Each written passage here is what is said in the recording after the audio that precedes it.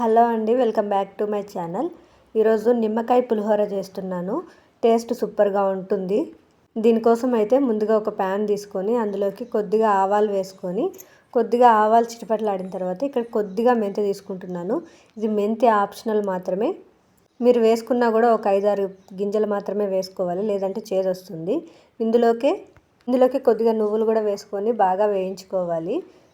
అదే ప్యాన్లో ఇంకొద్దిగా ఆయిల్ వేసుకొని ఆయిల్ కొద్దిగా వేడైన తర్వాత ఆవాలు వేసుకొని ఆవాలు చిటపటలాడిన తర్వాత మీకు ఎంత పల్లీలు కావాలంటే అందులోకి పల్లీలు, అలాగే నేను ఇక్కడ కొద్దిగా వెల్లుల్లి వేసుకుంటున్నాను, అది మీ ఇష్టము. కొద్దిగా శనగపప్పు, ఉద్దిపప్పు, అలాగే కొద్దిగా కరివేపాకు, పచ్చిమిరపకాయలు, అలాగే 2 ఎండుమిరపకాయలు వేసుకొని వీటినంతా బాగా ఫ్రై చేసుకోవాలి. మంటని లో ఫ్లేమ్లో పెట్టుకొని బాగా ఫ్రై చేసుకోవాలి. ఇందులోకి ఇంకొద్దిగా జీలకర్ర,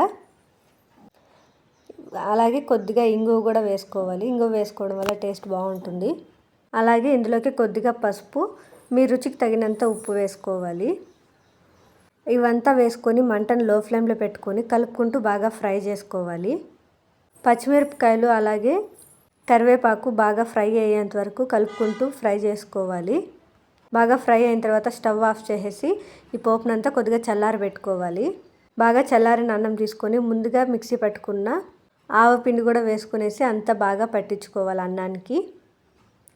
ఇలా అంతా బాగా కలిపేసుకున్న తర్వాత ముందుగా చల్లారబెట్టుకున్న పోపు ఎంత కావాలో అంత వేసుకోవాలి.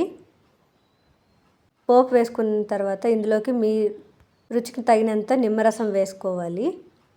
ఇక్కడ కొద్దిగా నిమ్మరసం ఎక్కువగా ఉంటే టేస్ట్ బాగుంటుంది. నిమ్మరసం వేసుకున్న తర్వాత అన్నాన్ని బాగా కలుపుకోవాలి. ఇక్కడ పల్లీలు అయితే టేస్ట్ చాలా బాగుంటాయి. కొద్దిగా ఎక్కువ వేసుకోవడం వల్ల ఇంకా టేస్ట్ బాగుంటుంది. నా వీడియో నచ్చినట్టయితే లైక్ చేయండి. లైక్ ఆప్షన్ దగ్గర హైప్ అనే ఆప్షన్ ఉంటుంది. ఆ పాయింట్స్ ఇవ్వడం వల్ల ఈ వీడియో ఇంకొంతమందికి రీచ్ అవుతుంది.